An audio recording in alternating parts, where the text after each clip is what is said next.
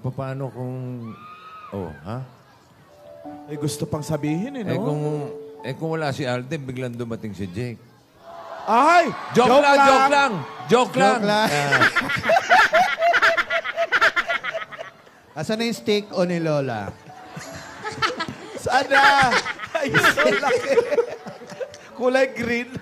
Green and black.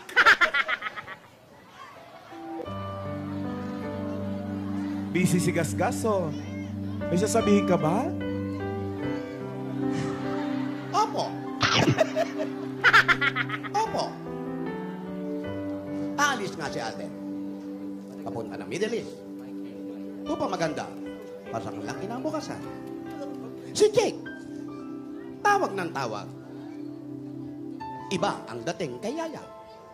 Napapa-English. Ang sabi niya. Pero nag-i-English pagkausap niya si Jake. I'll call you back daw, eh. May call you back pa silang nalalaman. Pwede naman tatawag ako uli. Pero mga kaibigan, si Alden, meron kaya siyang daratnan na love pagbalik niya. Tama si Bossing. Baka biglang dumating si Jake pag wala na si Alden. Hello? Oo. Ano kaya? Ano kaya? Ang alin? Ano kaya ang gagawin ni Jake pag nagpunta rito at kasama ni Yaya? Matuwa kaya si Lola? Magalit kaya si Alden? Abangan lahat yan dito sa Kaliserye. Malayo ang tingin. Nagpalit ng pwesto. Kinarga si Yaya. Pero galit si Alden. Ano kaya ang mangyayari kung magpapalit ng pwesto? Ginawang patungan. Si Lola, hawak pa rin ang stick, oh. Ayaw bitawan, ayaw mamigay. Mga kaibigan, abangan po natin lahat ang mangyayari dito sa paganda na paganda, palungkot na lungkot, at may pumapasok na Jake na tinatawag nila.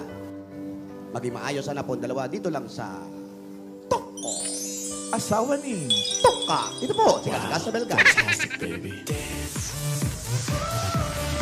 Maraming salamat sa mga Dabarkans natin dyan sa Barangay 609, Zone 61, Bacood, Santa Mesa, Manila.